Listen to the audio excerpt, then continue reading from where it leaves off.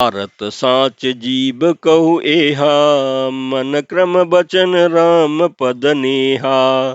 सोई पावन सोई सुभग शरीरा, जो तनु पाए भजई रघुबीरा। राम विमुख लहि विधि सम देहि, कवि कोविद न प्रसन्न सहित देहि। राम भगत यही जन उरता जामी, ताते मोहि परम प्रिय स्वामी।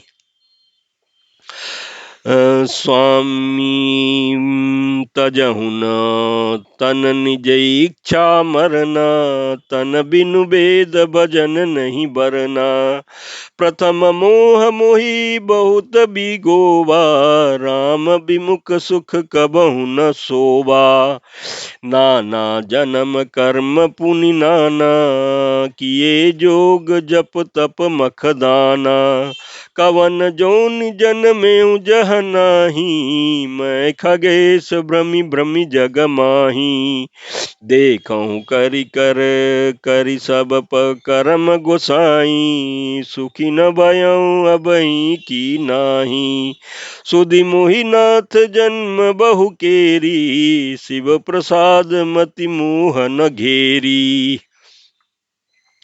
प्रथम जन्म के चरित अब कहूँ सुनऊ बिहगेश। सुनि प्रभु पद रति उपजई, ता जाते मिटहि कलेश। प्रमात सियावर रामचंद्र शंकर जी भजो। उत्तरकांड दोहा 96 को। पूरब कल्प एक प्रभु, जुग कल जुग मल मूल। नर अरु नारी अधर्म रतो, सकल निगम प्रतिकूल। प्रमात सियावर रामचंद्र शंकर जी भजो। उत्तरकांड दोहा 96 खो।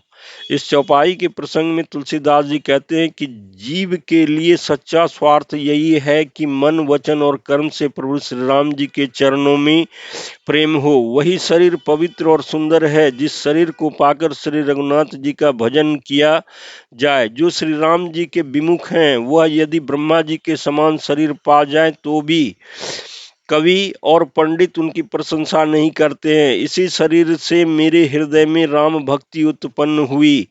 इसी से हे स्वामी यह मुझे परम प्रिय है। मेरा मरण अपनी इच्छा पर है, किंतु फिर भी मैं यह शरीर नहीं छोड़ता, क्योंकि वेदों में वर्णन किया गया है कि शरीर के बिना भजन नहीं होता है। पहले मुँह ने मेरी बड़ी दुर्दशा की। श्री राम जी के विमुख होकर के मैं कभी सुख से नहीं सोया। अनेकों जन्मों में मैंने अनेकों प्रकार के योग तप जप यज्ञ और दान आदि कर्म किए। हे गरुड़ जी, जगत में ऐसी कौन योनि है जिसमें मैंने बार बार घूम फिर कर जन्म न लिया हो। हे गोसाई, मैंने सब कर्म करके देख लिया, पर अब इस जन्म की तरह मैं कभी सुख नहीं हुआ। हे नाथ, मुझे बहुत से जन्मों की याद है, क्योंकि श्री शिव जी की कृपा से मेरी बुद्धि को मोह ने नहीं घेरा।